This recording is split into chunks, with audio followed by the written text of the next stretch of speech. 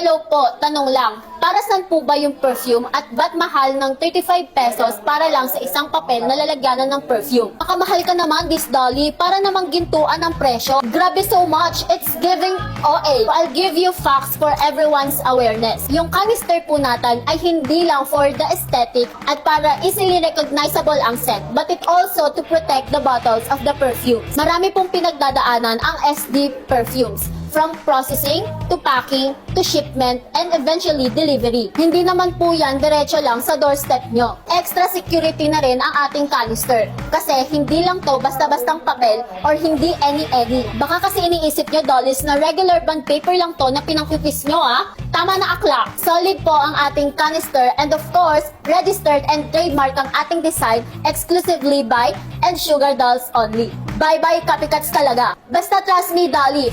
Once na na-spray mo na yan, baka ikaw mismo ma-culture shock ha. Ganito lang price nito. Luxury in a bottle.